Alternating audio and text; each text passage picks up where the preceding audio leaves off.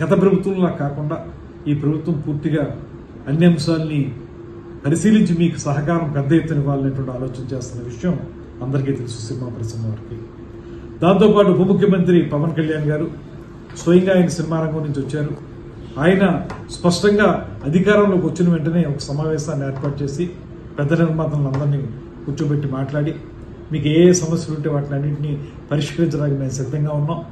అదేవిధంగా సినిమా రంగాన్ని గౌరవించాల్సినటువంటి బాధ్యతను మేము తీసుకున్నాం, గతంలోలా కాదు అనేటువంటి మాట చెప్పి ఏ సమస్య మీకు ఇబ్బంది ఉన్నా కూడా మా సినిమాటోగ్రఫీ మినిస్టర్ ఉన్నారు, తనతో మాట్లాడండి అనేటువంటి మాట కూడా వారు చెప్పడం జరిగింది. కేవలం అంతవరకు పరిమితం మాత్రమే కాకుండా ఎప్పుడైతే ఏ రకంగానూ సినిమా థియేటర్లకు సంబంధించినటువంటి ప్రైస్ హైక్ చేసుకోవాలనుకున్నారో వాళ్ళు, అది మాకు ఒక అప్లికేషన్ పెట్టడం, దాన్ని ప్రతి సినిమాకి కూడా ఏదో స్థాయిలో ఆ ప్రైస్ని హైక్ చేయటం, ఇవన్నీ జరుగుతూ వస్తూ ఉన్నాయి. ఏ నిర్మాత కూడా ఇబ్బంది పడినటువంటి పరిస్థితి. అదేవిధంగా సినిమా నిర్మాణం జరిగేటప్పుడు రాష్ట్రంలో ఎక్కడ ఏం జరుగుతున్నా కూడా వారికి ఏ అనుమతులు కావాల్సి వచ్చినప్పటికీ కూడా వెంటనే స్పందిస్తున్నాం.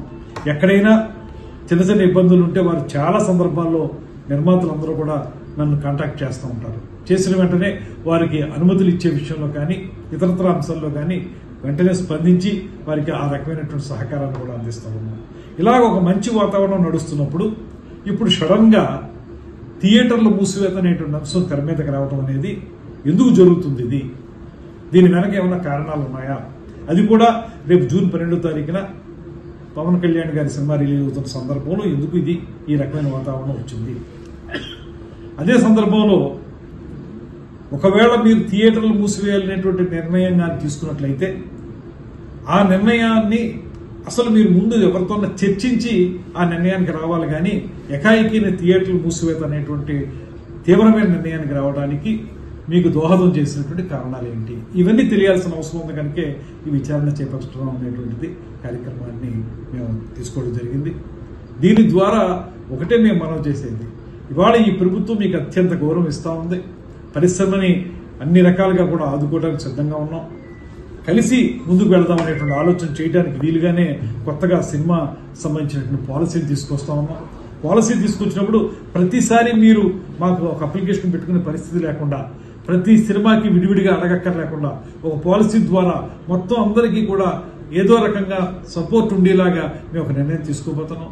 ఇంత మంచి వాతావరణంలో ఉన్నప్పుడు ఎందుకు ఈ సినిమా థియేటర్లు మూసివేత అనేటువంటి మాట ఎందుకు వచ్చింది అనేటువంటిది మాకు తెలియాలి.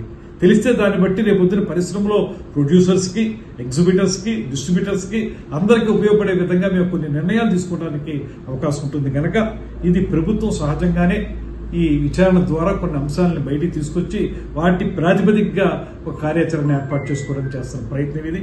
దాన్ని తప్పనిసరిగా ముందుకు తీసుకెళ్తాం.